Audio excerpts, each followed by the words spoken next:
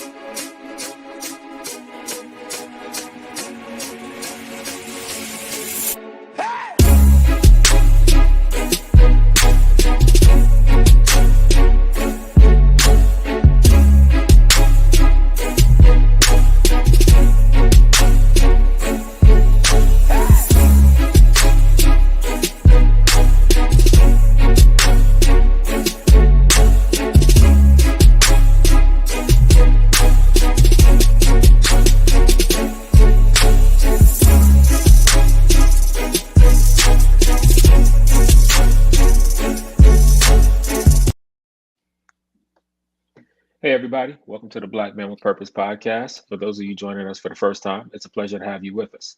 This is a safe space where we share our thoughts on a multitude of topics in hopes of helping Black males, young and not so young, overcome obstacles and challenges that can be hindrances and happiness, productivity, and success. We believe through our experiences, successes, and failures, we can have some conversations that might help other Black males in their respective journeys through this thing we call life. On today's episode, our topic is going to be unwavering and unquestioned loyalty to progressive and liberal politics and politicians. So that could be a powder cake for some listeners, I would imagine. But who wants to get us going on that topic today?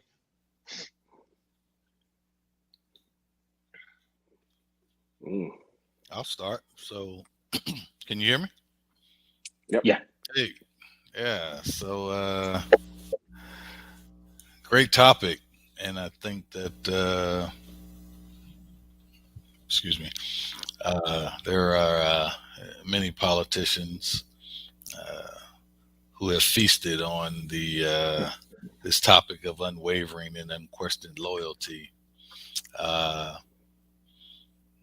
And so when I think about it, I think of two things. One, they've done so because people or a person that that they trust maybe had that type of unyielding devotion to progressive and liberals, but unfortunately, I think politicians, probably prey on the fact that a lot of people are not going to do their due diligence and research to really understand the topics and the positions that they take, nor are they going to follow up on that once they voted for them. It's they probably think it's hard enough to get us out to the polls to vote, let alone get us to check in on and see if they are holding true to what they campaigned on, right? Also, understanding that a lot of people don't realize the difference between campaigning and governing. So I think unfortunately, this unwavering and unquestioned loyalty that folks, especially in the brown and black communities, have to progressive and liberal ideology is taken advantage of, quite honestly, and mainly because people that have those positions sometimes, make a lot of promises of help, which if we really look at it, we look at it as a benefit. But I think once you start peeling back the onion, in some ways it can be a hindrance. A hindrance to people doing for themselves. And I think they take advantage of that by promising more money to social programs, needed or not, or social programs without really, I think, holding people accountable for utilizing those programs. I mean, I personally had people in my family, men, that I knew never had a job and were on welfare, as an example.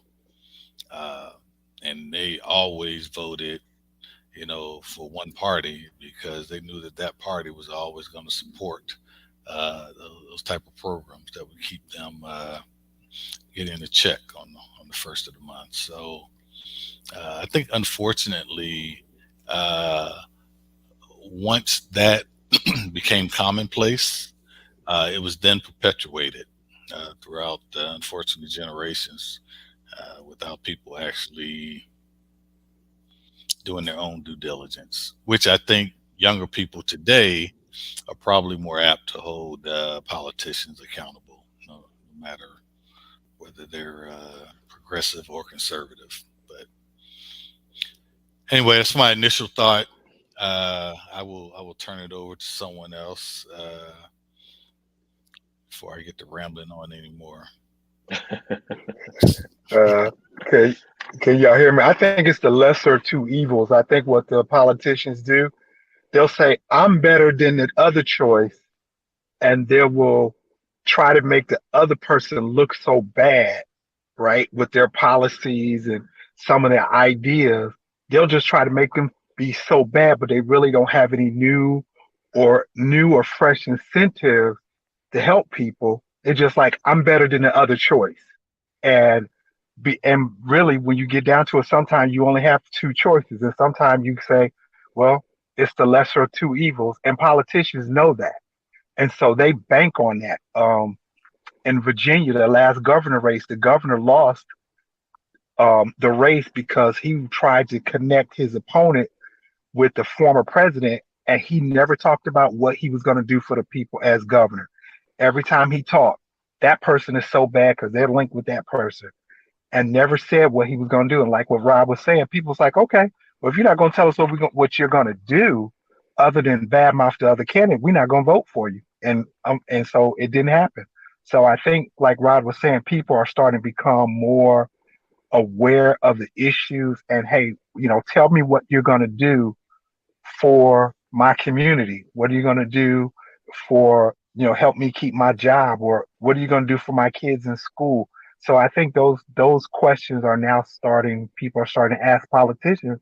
If you can't answer it, in some cases, you're out. Um, but that's what I think. I think, overall, politicians have just taken advantage of uh, the lesser two evils approach and have run on that for years. But that's my start. Yeah, Rod said I'll something hop in. interesting in the No. Go ahead, Kev. Go ahead. Rod said something interesting in the beginning. I can't remember the whatever term it was you used, but essentially you talked about how Democratic politicians use us, right? Use Black people, I think specifically, and I say they use us as pawns. Um, when you think about, it seems like anytime Democratic candidates, are struggling in any way, one of the first things they do is run to the Black community, right, to try to galvanize the community and get up some support to vote for them. And they banked on that for years upon years upon years, knowing that, if they need to defeat a competitor of theirs from a different party, obviously mostly Republican, since unfortunately, which is something else we can talk about, but unfortunately, there's really no viable tertiary, option, which I think is horrible because, quite frankly, even though I don't consider myself, any specific. I'm not a Democrat. I'm not a Republican, but quite frankly, my personal views align more with the Green Party than it does any other party, right? So if if I had options, I would always vote Green Party more than likely, because again, that's where my views lie. And in fact, in 2012, I actually voted for Jill Stein over Obama, which was his when he ran for his second term. But in any case, I'm getting off track. They use us as political pawns, knowing that we're going to support them and back them.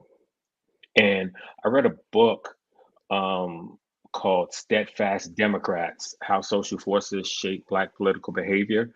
It's by Cheryl Laird and Ismail White.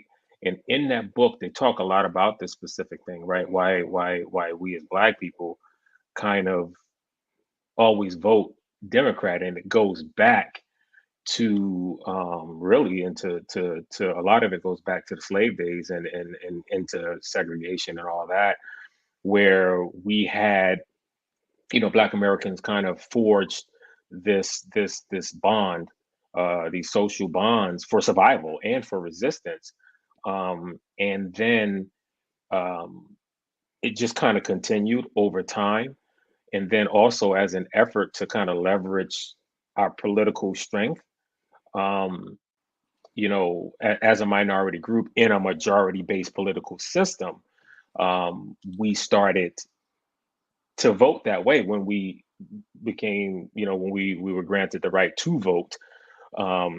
That's the way we went. Back then, what Democrats are today were what Republicans were back then. And so we were voting Republican. But the same thing holds true. We stuck with a specific party, and then that whole thing has just kind of continued. We maintain this partisan loyalty to the Democratic Party, and it's just kind of become a group norm. It's become an expectation. It's what you do as a Black person. You're supposed to vote Democrat, and I think that fortunately, a lot of millennials and Gen Zers are breaking that mold, and they're looking at what a specific person stands for. Where do you stand on issues that matter to me?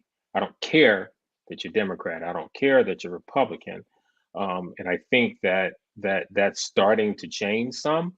But with regards to baby boomers, with regards to the traditionalists that are still alive, with regards to Generation Gen X, I think we kind of started to break the mold, maybe just a little bit. But I think even for Gen X, as far as Black Gen Xers go, um, still vote mostly Democrat, because again, it's just it's the norm. It's what you do. You're a Black person. You vote Democrat. You don't vote for a Republican. Nobody can really explain to you why, who thinks that way, but that's just the way that it is. So, and I'll go ahead and let someone else take over. All right, let me hop in real quick because you and Rod both said a few things that I totally agreed with. I can tell you that when I first registered to vote back in 1986, I I registered as a Democrat, and I registered because that's what all my family members were. My mom, my dad, all of my grandparents, my aunts, uncles, every last one of them were Democrats. So it seemed like that was the thing to do, was to go where my family went. And you guys also talked about, how the Democratic politicians, whenever they're in trouble, they would run to the Black community. Absolutely right. And I think it's for one reason and one reason only, because typically the racists vote Republican. So if the racists are voting Republican, then they're automatically going to go to, I'm not going to vote for anybody that the racists are going to vote for. I'm going to go to the other party. So that's one thing. That's the reasons why I think, or at least one of the reasons why I think that a lot of Black people vote Democratic is because we know the racists are not voting Democratic. They're voting Republican. And there was only one thing that Donald Trump said in his 4 years of doing very little to nothing that I agreed with, and he had used it to his advantage when he said that elections are rigged. He was absolutely right, but not for the way he said it. The elections are rigged, in my opinion, especially for the White House, for either a Democrat or a Republican to win the race. There's no chance for anybody else to win the seat in the White House. There are one or two independents. Bernie Sanders is the only one that really came to mind that was elected, that is an independent. And I know somebody recently, I think Kirsten Sinema just switched over to become an independent.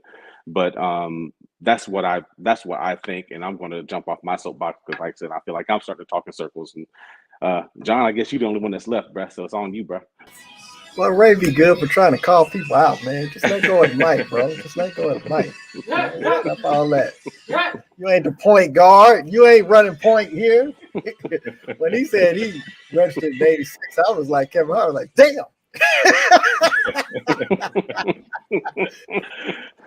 George Washington famously said in his farewell that the two-party system could potentially be the death of the Union. And his words, he said that it's going to continue to make our Union weaker and weaker when you have a two-party system that keeps wrestling for control. And then once one party gets control, they politically punish the party that was previously in control, and they continue to go back and forth with that. So we're talking about 220 years ago.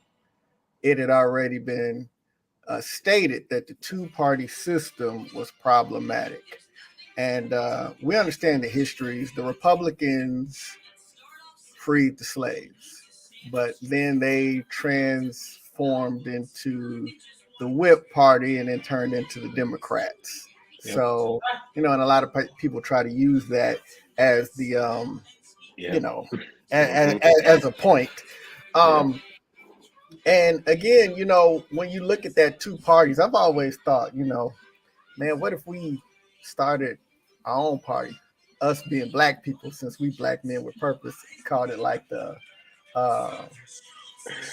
transformation or the Reformation Party, like back in the day, because really what happens is there is not a party that sufficiently addresses the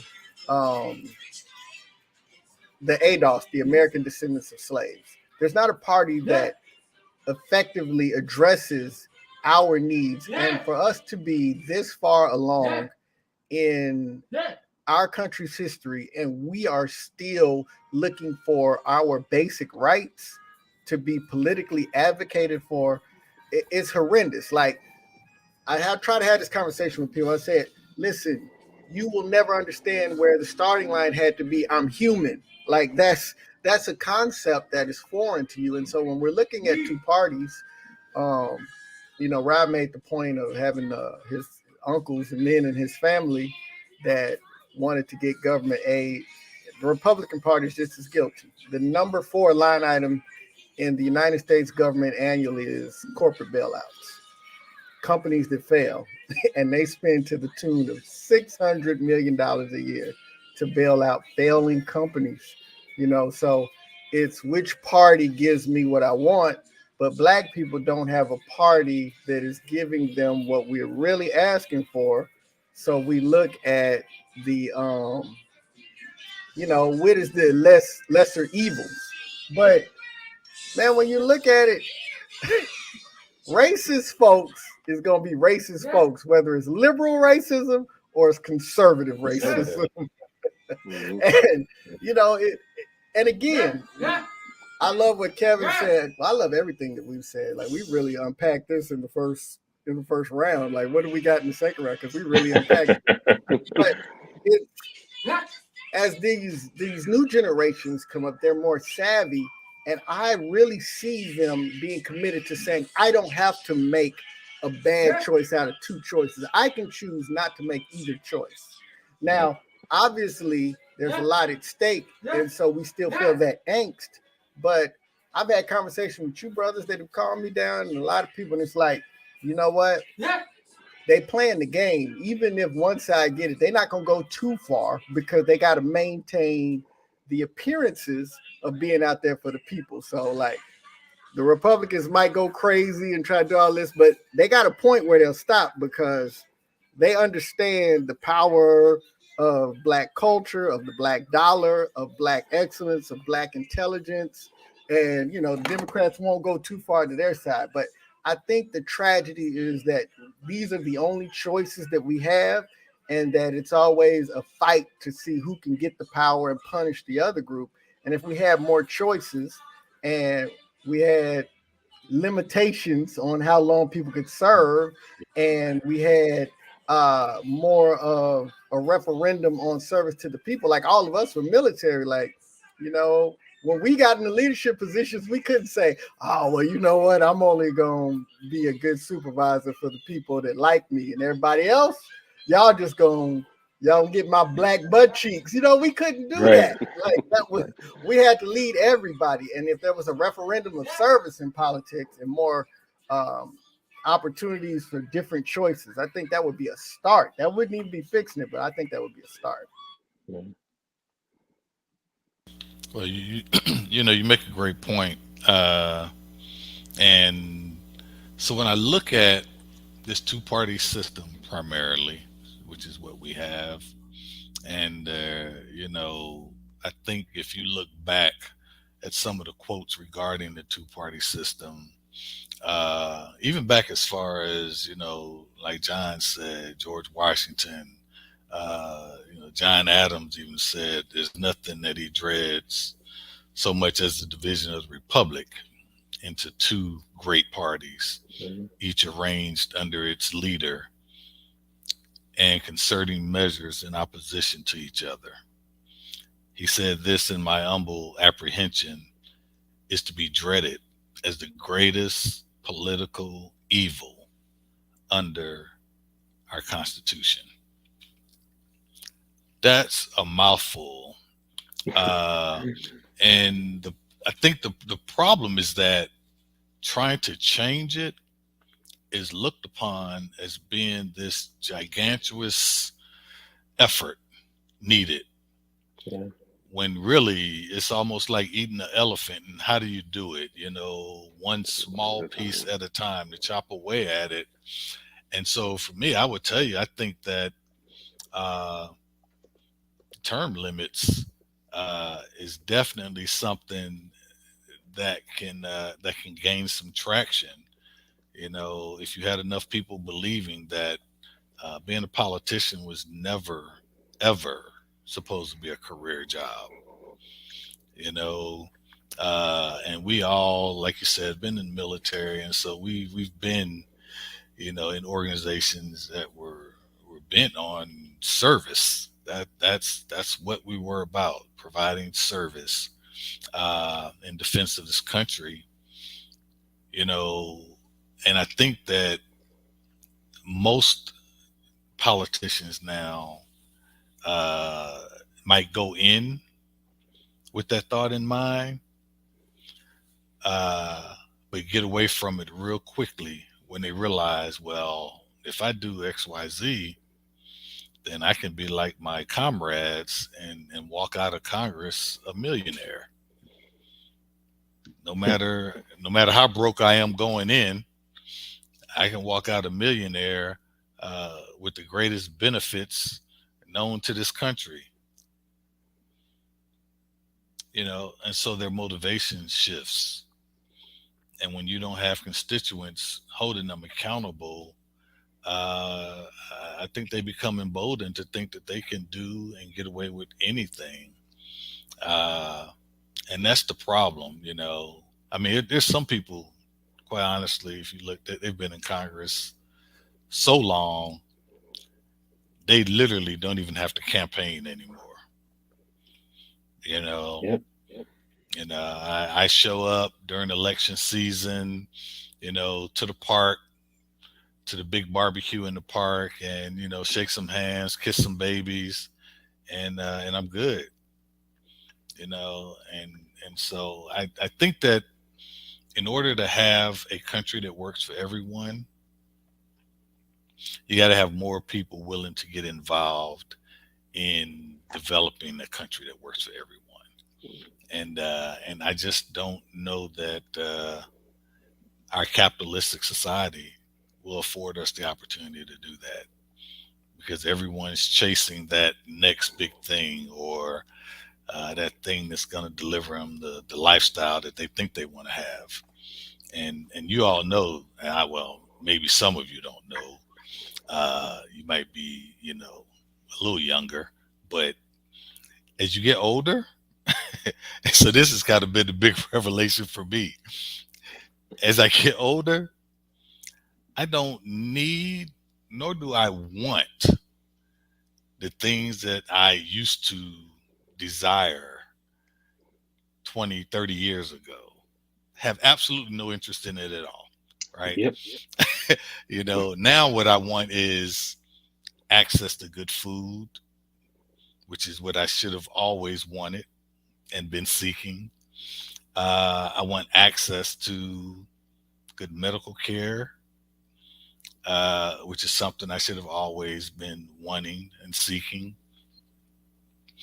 And I just want the freedom to be able to do what I want when I want on any given day.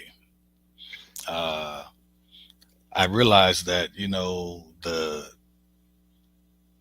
Lamborghini SUV that I might desire, gets me to the same place that the Honda Pilot gets me to at the same time, pretty much. So, but I don't think there are enough people that really look at life holistically. They're living for the here and now, which is why if you get the right person to motivate the right people to get out and vote during election season, people show up and vote. But when it's not a presidential election, the numbers are so much lower. Even in local municipalities, you don't get very many people out to vote. I mean, literally, in some parts of the country, you could get 100 votes and become a representative for the people in your community. That's just how few people get out and vote. So, uh, so I say that to say that being engaged and being involved is the only thing that's going to help change, I think, the trajectory of what I think the two-party system uh, is doing to the country, and also how tied in now the media is, you know, and the other institutions that are now closely tied to uh, the left or the right, So, and then for us, people of color who have either been victim of or had family members that have been victim of uh, the oppression that folks have had to endure in this country. Uh, they get drawn in because the politician that's going to vote for the social program that's going to deliver me and mine an opportunity to get some free stuff. Yeah, I'm going to vote for you all day, every day. It doesn't matter what else you do or how much more of a devil you are. Yeah, I'm going to do that because you're going to give me an extra $200. And so we've got to just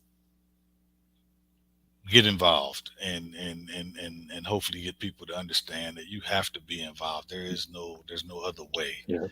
Right? You just can't sit on the sofa and think that someone else is going to go vote for the person that you really want to be in office because they're going to be open-minded and consider what your needs are. So, but I'll pass it on because as you see, I could probably talk about this all day.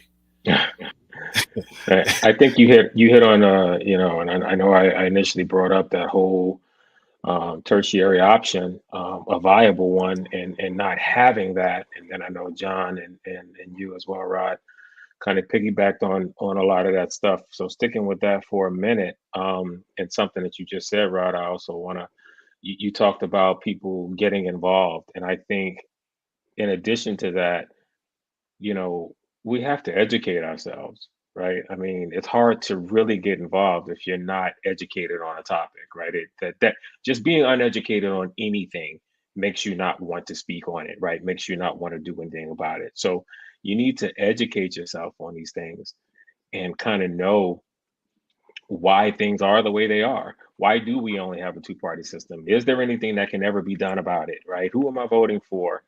Because I think about the fact that, ever since the commission on presidential debates kind of took over the whole thing back in, I think, 88, I think it was in 1988, we've only had one third party involved in the presidential debates, right? And that was Ross Perot in 92.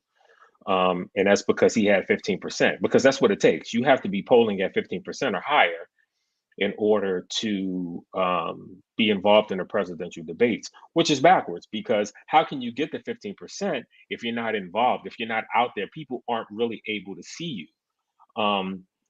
If a third party, which is why Ross Perot did as well as he did too in the elections that year, um, because he was able to be seen. More people saw him, and I mean, he wasn't worth anything as far as I was concerned. But if you are a third party, you need to be seen, and if you're not seen by the masses, which only Democrats and Republicans are, you can't get to the 15% that it takes in order to join the presidential debates. So educating yourself on things like that and finding out what you might be able to do about it, whether it be who you vote for and them standing for something like that, or petitioning to someone, whatever the case is, you have to educate yourself on these certain things so that you can become more involved. And then I think for us as Black people, we really, really, like I said, I think, millennials and Gen Zers are changing this. But for those of us who are older than millennials and Gen Zers, we have to be smart as well and not just vote Democrat because that's the thing to do. Now, let me caveat that, because I'll say this. And when you think about Trump running, right, for election, you almost had no choice, unfortunately, because while I did not want to vote Democrat, I knew not voting for the Democrat meant essentially giving my vote to Trump. And I understand how that works. And I looked at it that same way. So there are those anomalies like that. But in those years where we don't have a Trump that's running, or a DeSantis or something like that, in those years, yeah, why not? Why not try and look and see what the other parties are doing? Like I said, and not that I'm trying to beat the drum for the Green Party here, but I think everybody should be looking into all the candidates, not just the Democrats and the Republicans. Like I said, for me, the Green Party, actually, what they stand for, they stand pretty much all of what I look at and what I'm looking for, and the things that hold value to me from with regards to my morals and things like that. That's what the Green Party stands for, and that's what I love about it. But that's not the only, tertiary option out there. There are others. So you just have to educate yourself on these things and not just vote for a Democrat. I think about how much Black people specifically loved Bill Clinton, still do for some reason. And it seems like people don't do their homework, because Bill Clinton is the most responsible for the amount of Black people that are in prison right now. He took what Nixon and Reagan started, and he took it to a whole other level with his 1994 crime bill, right? His 94 crime bill introduced stop and frisk. It put more police on the streets. It helped fund extra prison buildings.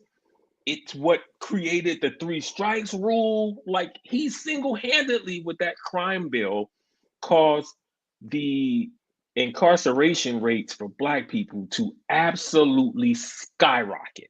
We want to blame Nixon, we want to blame Reagan. Yeah, absolutely. They started all of this with their law and order dog whistle, but Clinton, he took it all the way to where they wanted it to go, right? But yet we still think Clinton was, oh my God, he was God's gift to black people. No, he wasn't. No, he was not. He's irresponsible. He's the reason that your cousin, your uncle, your brother, your father is in prison, right? So we can't just be voting for these people simply because they're Democrats, not knowing what it is that they're trying to do.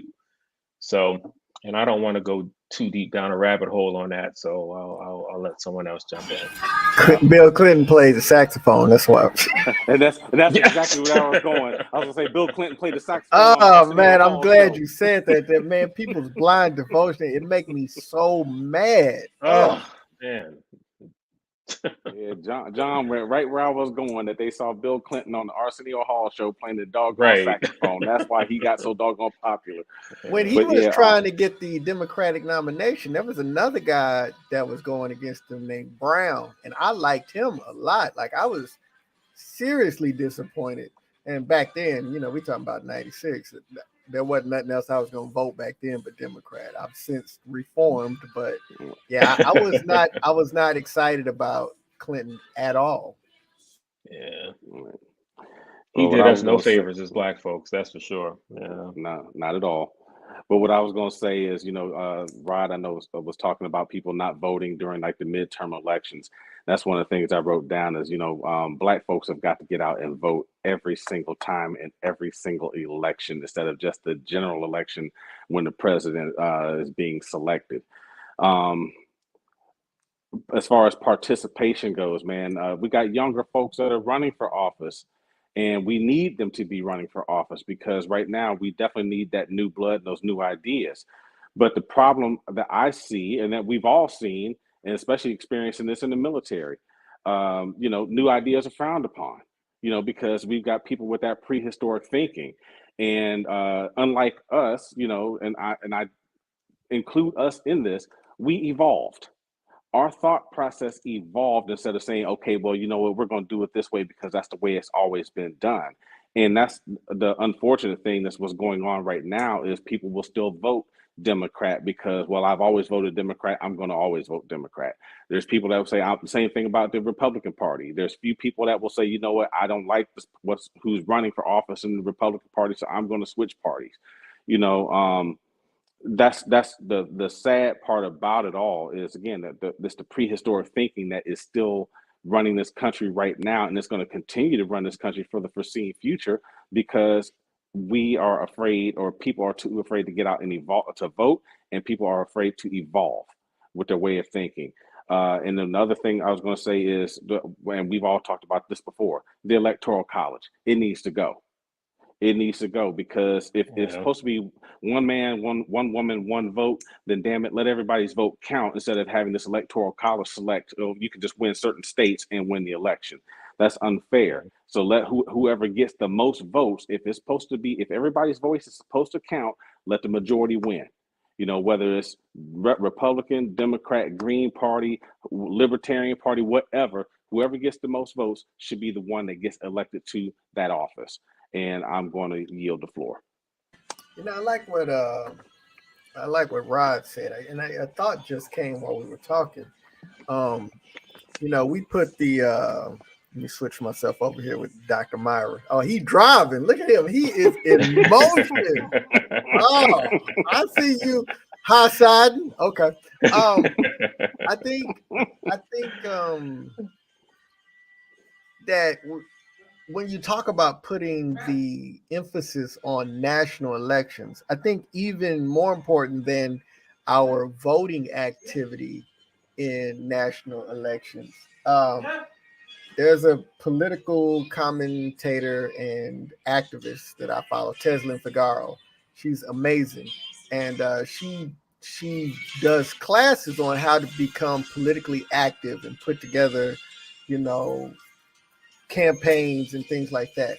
And if we became more focused on not just voting at the local level, but in creating platforms and teams and a movement, you know, like let's say you get a young mayor in a city where any of us are from that start to make a big difference. And then now we start to get a pipeline. Like, you know, when President Obama picked Biden, a lot of us was like, where did he come from? Like, where?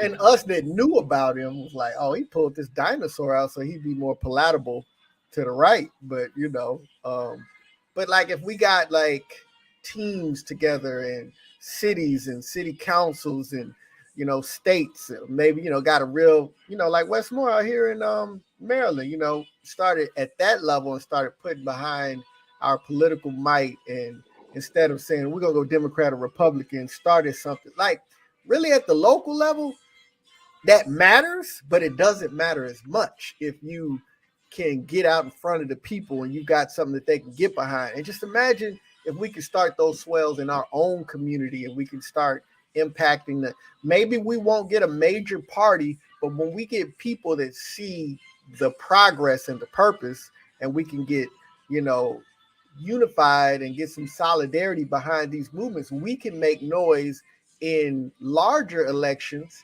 because every time there's a large election, you got white folks that are liberal gonna go one way, white folks that are conservative are gonna go one way, and the difference maker is usually how much we show up as a community. We usually make the difference. And if we start to really put our political power behind movements and bills and local candidates and government state candidates that we really supported, I'm not saying it'll be the change, but it'll be a good start.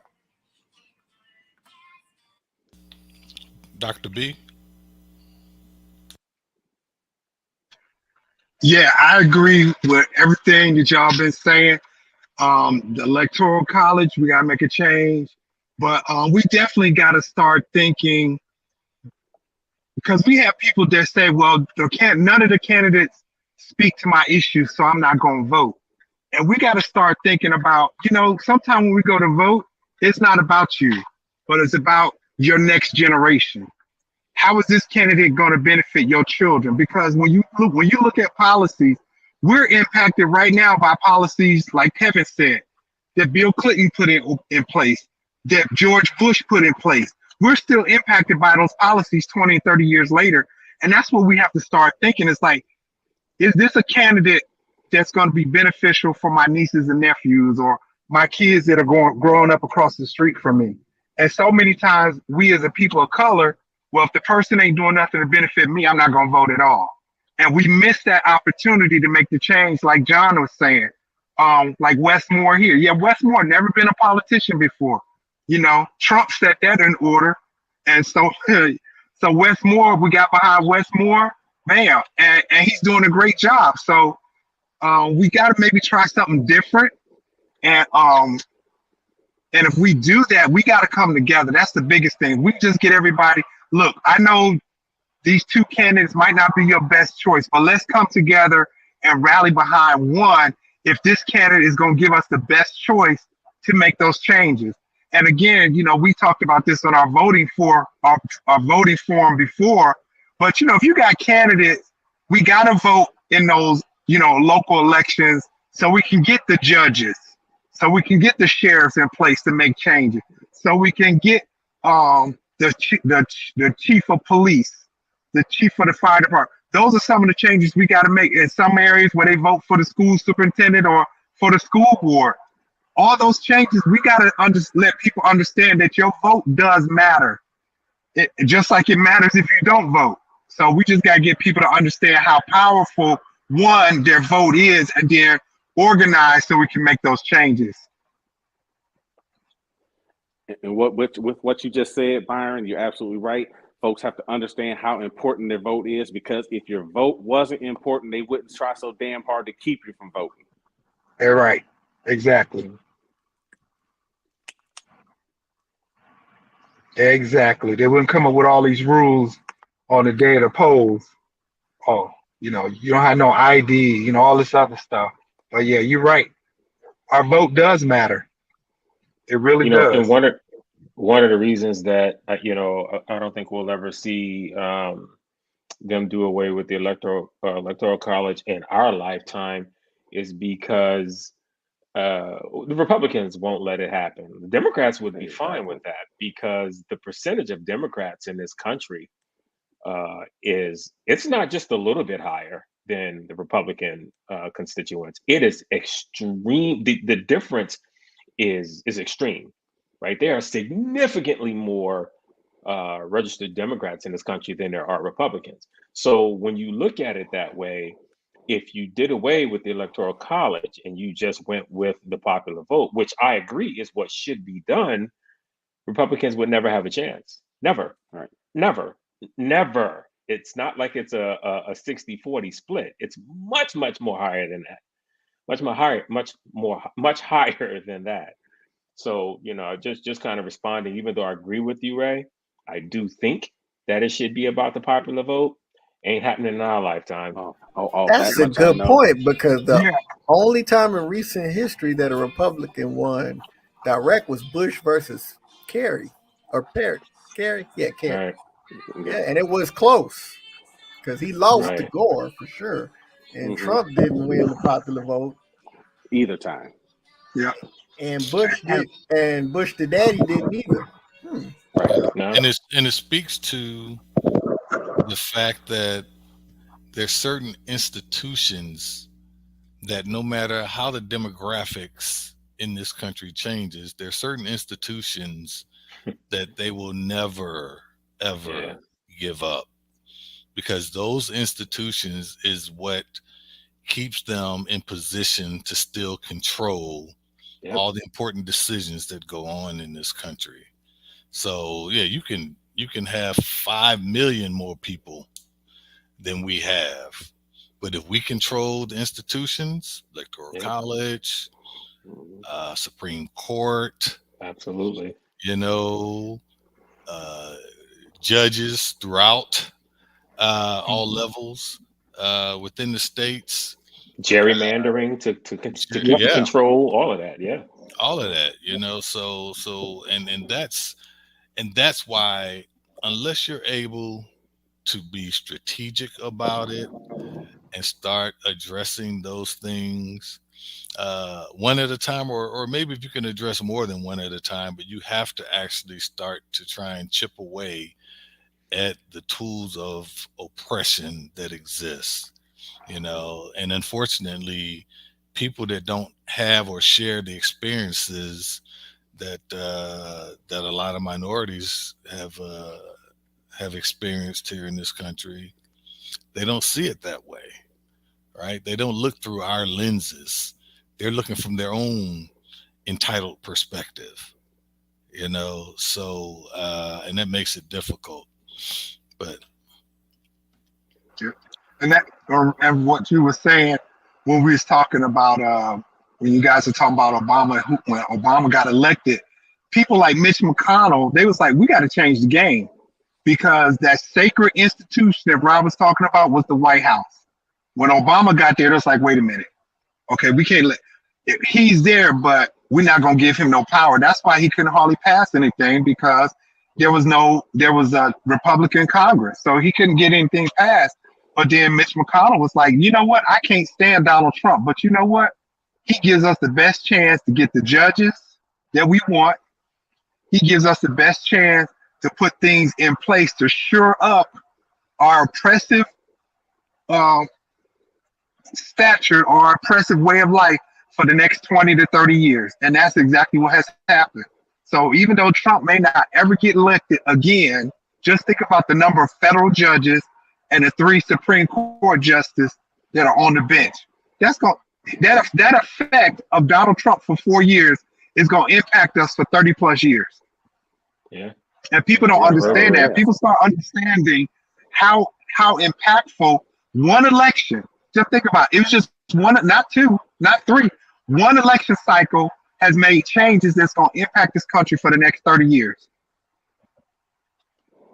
If we start thinking about that and like, okay, go ahead, B. Finish your thought.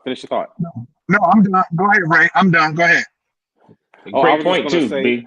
Great point. Yeah, absolutely. I was just going to touch on your point about when Obama got elected. The first thing that Mitch McConnell said is we're going to make Obama a one-term president. Dennis Kucinich, who was a senator from Ohio, he basically said it didn't matter what Obama wanted. The Republicans were instructed to vote against him so they could get him out of office. It didn't matter if it was for the good of the country. They wanted him gone so they could seize power back. Therein lies the problem. Yeah. It's no longer about the people. It's no longer Mhm. about the people in this country and what's best for them. It's about It's the it's power. It's it's power. about the power.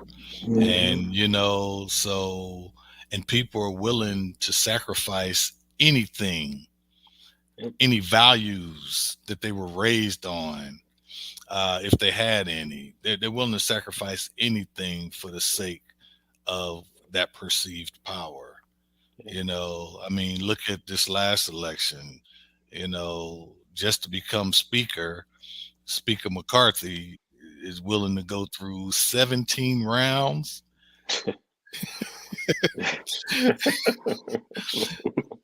I'm like, bruh, at that point, what more do you have left to give? Right. You Right. know, Yeah. so you have the gavel, you have the title, but none of the authority that comes with it because you've sold that off piece by piece at every vote. Uh, and it's really sad because things like that really, from my perspective, starts to dehumanize the people that are affected by it, and they don't even think about the people. You know, Yeah. yeah. So what? I mean, we have institutions that are willing to do our bidding, whether it's the mortgage industry, where Wells Fargo will create accounts on people that don't really create them themselves. The mortgage lending industry, back where I will put you in a home that, one, I know you can't Can't afford, afford. and when the arm bill comes due, you're not going to be able to stay in there, but you'll be able to say you lived in a house that you owned for a short Right. period. Hmm. you know I mean, just whatever it takes to constantly keep people down or keep them struggling and keep them needing and depending on the government or the institutions that support the government. Pharmaceutical industry, same. I mean, you can go on and on, and in some way, somehow, people just want to take advantage because they know at the end, capitalism is going to win here, Yeah. plain and simple. And when you have immigrants that come over here because they know if you want to have a chance, you go to America. Yeah. Oh, why do you think some of the most storied uh, buildings and properties in this country are owned by foreigners, foreign countries, even? Who's ever willing to pay the price, you can Yeah. own a piece of America because we will sell it to you. Yeah. Yeah. Thinking about that McCarthy thing, man, that was you're so right. Talk about not knowing when you're not wanted. Like, dude, 17 rounds? Man, oh man. Yeah, they don't want you, dude. They don't want you. She done called you and your mama out your name, changed her number, ghosted you and everything else. She don't want you. Come on, man. Give it up. Man. And then you look and see where people in his own district, are talking about the things that he hadn't done for his own district in California. Shouldn't that be your focus? Isn't that the reason you were sent to Congress in the first place? Which is Right. why, for me, term limits. I'm gonna let you get focused and stay focused for 4 years, up to 8 years, or whatever the terms are, and then you need to go back to your life, right?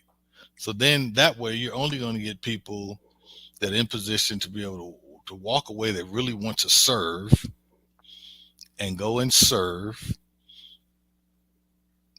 If they want another term, get one, and then go back to their life. No, I did Yeah. my part. you know. Yeah.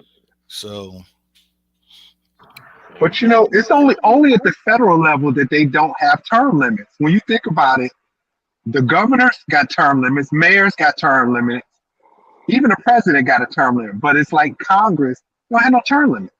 You know, even your city council, they got term limits. My thing is, if you're that good, do your term, do your 6 years, take a break, and if you was really that good, they'll vote you back in 6 years from now.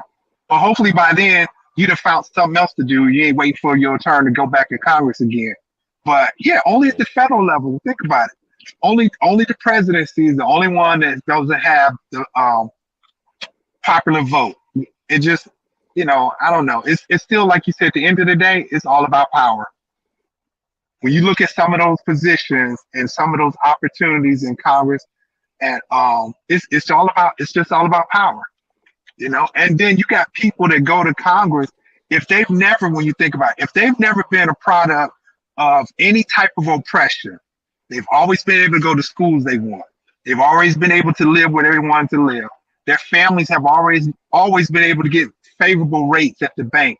If they've never had anything to say, they've never experienced the no or that you're not qualified. If they've never experienced that, they're not going to be thinking of people who just like that. They're not going to think of people who got to go to the grocery store and then they got to take some stuff out of the cart because they can't afford it. They've never been a product of that, you know? Well, you know, So, you just described every white cisgender male out there.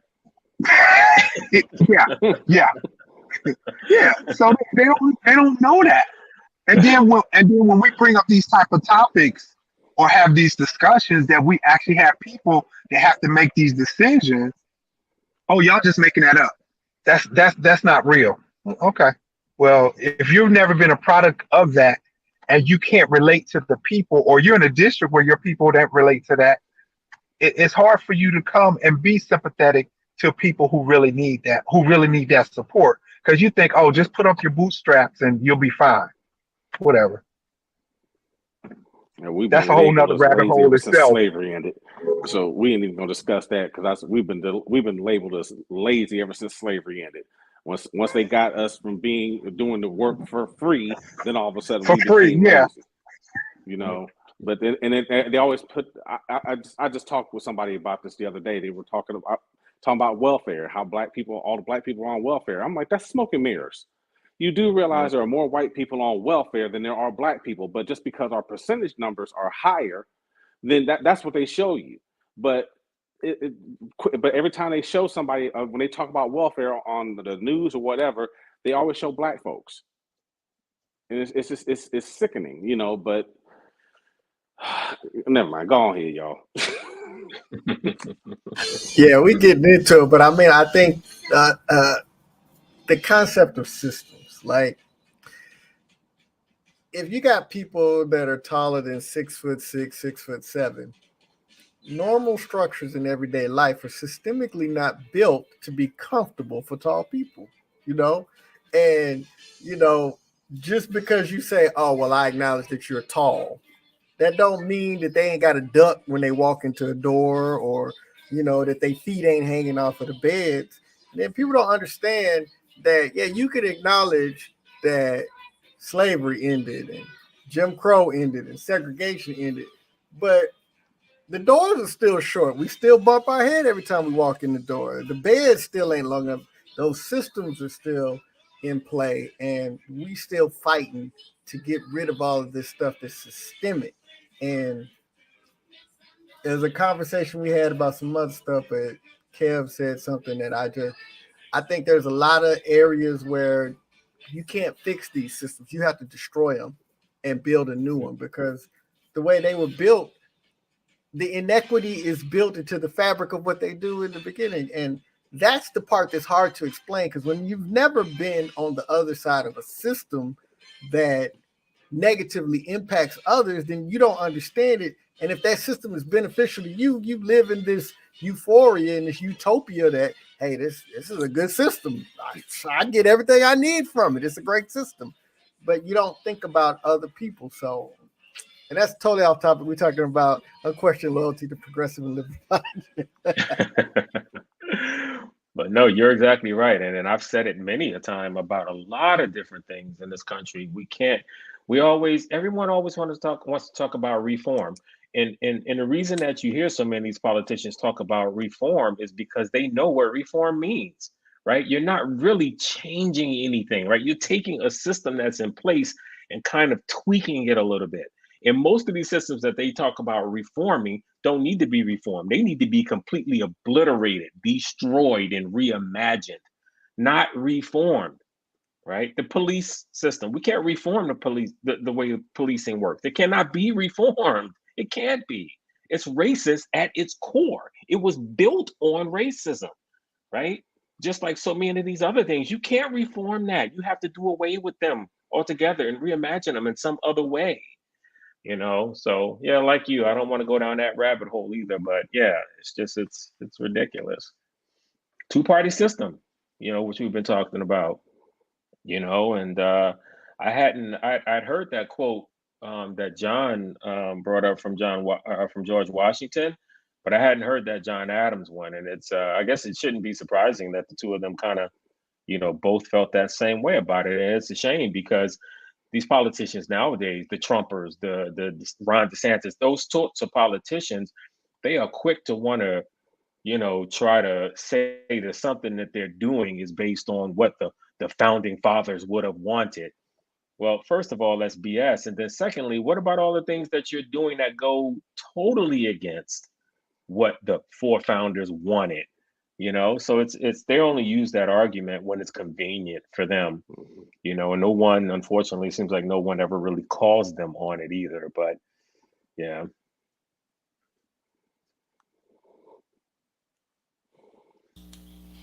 I don't know if anybody has anything else to wrap this up before we get into our rants. Because again, this is something like most topics we're all pretty opinionated about things. So most of the stuff we can talk about forever. I But don't, I don't trust those forefathers. Those forefathers had slaves. I I don't know trust that's them right. either. I There agree with you you go. 100%. I agree with you. Mm-mm. Yeah, my point was just how they use it, though. You know what I mean? Yeah. You know how they say, Yep. "Oh, the forefathers, you know, forefathers wanted this," when it's convenient for them, but you know, when it's not, they don't.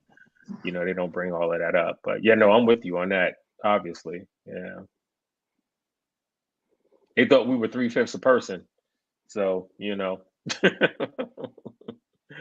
really thought we No, were less no, than three that. They fifths a only person gave was us the that. upgrade. That was the He, upgrade. 3/5 a yeah, person. That right, was the exactly, upgrade. Mhm. exactly. Yeah, yeah, and they only did that because it benefited them. That's the only reason they even gave us three-fifths. You know, it's ridiculous. But yeah, Rant time.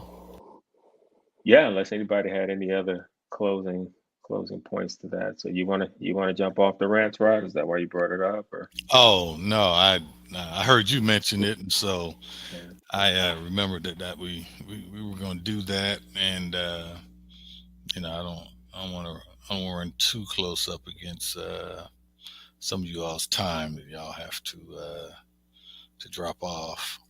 Uh, yeah. so yeah, I mean I can certainly start the rant. Well, actually, I'll let someone else start the rant. I think I usually keep mine pretty short. I think so. I'll do mine real quick. Mine has to do with Jonathan Majors and Michael B. Jordan and the photo shoot that they did, I believe, for Ebony magazine, um, which was an intimate photo shoot, not intimate in a way that a lot of people look at intimacy, but it was controversial, which it shouldn't have been, because you know, like Jonathan Majors had his arm around them. They had a few shots that were, you know, again, were intimate shots, but um, toxic masculinity takes over once again, you know, and people start talking about the emasculation of black men and you know all these other different things, about how black boys are being, you know, groomed for these certain things. When you see pictures like this, you know, get off of it. I mean, come on, again, get off of it. As black men, we can be, you know, intimate with each other and it not mean anything sexual. Um, you know, and it frustrates me. And then there was another photo shoot that Jonathan Majors did by himself where they kind of said the same thing. But we're not a monolith, as far as Black people, as far as Black men, we're not a monolith. And it does not mean that we're gay or we're this or we're that or we're something else because we're wearing something with flowers on it or we're being intimate with another brother. And again, not intimate in the way that a lot of people use that word. But I just think that it's gotten to be too much. It just irritates me to see some of the comments, and sometimes I have to just kind of look away and not even read them because I think it's ridiculous. I think it was real cool the photo shoot that they did, um, to show that their closeness and that they got each other's backs and those sorts of things. To me, that's what it meant and what it stood for. Not that, you know the way they're hugging on each other, they must be gay or something. I mean, come on, and even if they were, so what? So But what? that's not even what it was about. So that's my rant. All right, I'll jump in real quick. I was going to go down a similar story, a similar path. I was going to talk about the outrage between what Sierra had on when her and Russell Wilson were at what was the Oscars or what have you. But I'm going to stay away from that subject for now, because I want to talk about something that's more important to me.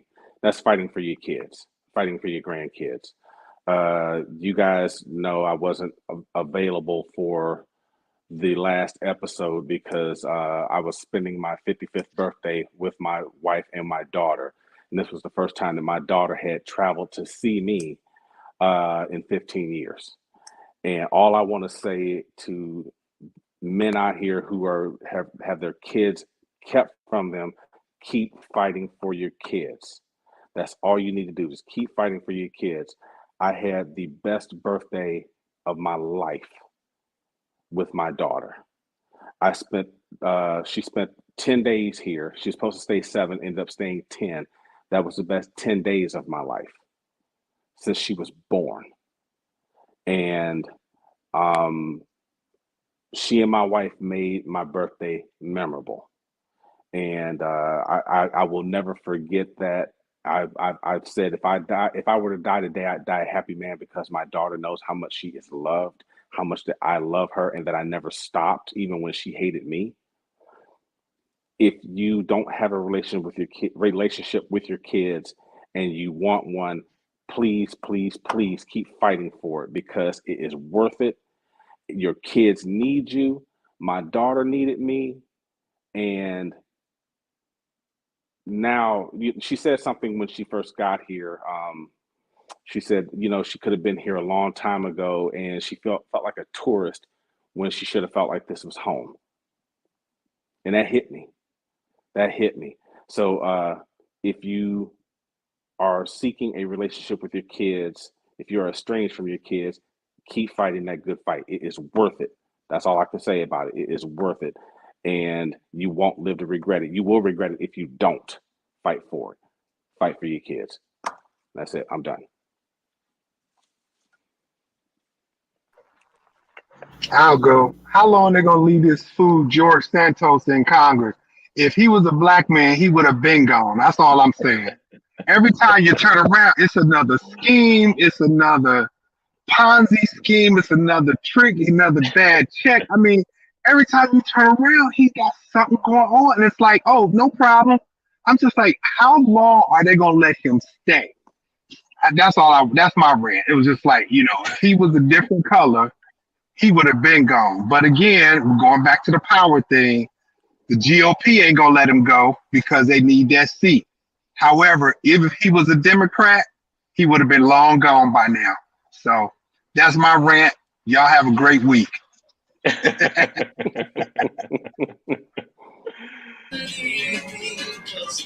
I have nothing. All right, well, I'll go then. And mine comes from a little tiff that was started uh, by the women's Connecticut women's basketball coach, Gino Oh Moriarty. yeah, yeah. You know, in his, I guess, displeasure that he felt like uh, Dawn Staley had taught her Yeah. team to be too physical, uh, and that it's not good for the game. But he never had a word to say when Connecticut was dominating women's college basketball year after year after Yeah. year. Said Then nothing. all of a sudden, when someone else uh, has put together a team and taught them how to go be successful within the rules. I mean, and it's really about mental toughness than anything else. Now that he's not on top, he wants to cry foul. That is so indicative of how this country has always been. You know, yeah, we're going to have the game, but as soon as the game is open for others to play and bring their own talent and experience and knowledge to it, and you're not dominating or winning, then it is okay. We either need to change the rules or they need to quit doing this and quit doing that and quit doing the other. And I think for me, what it does say is the bottom line is that if you just open the playing field and make it level for everyone and let people get what they get based on their own work and knowledge, that will tell you, you know, that people that don't look like you are just as capable of you if they're given the same opportunity. And that's mine. And you know what, Rod, real quick too, you ever notice, and I've never been a fan of his ever. I think I think he's a lot of different things that I won't say. But you ever notice all his beefs have been with women coaches? He's never said anything Every about a time. male coach. I've never Every once heard time. him say anything off the wall to a male coach. He had his beef with Pat Summit. I think someone else as well. And Dawn Staley, like always women, punk. You said it, right? Yeah. Yeah. Look at these punks. He's just mad because he can't get in the locker room with him. That's all. Yeah. Well, with that, we want to thank each of you for taking the time to join us.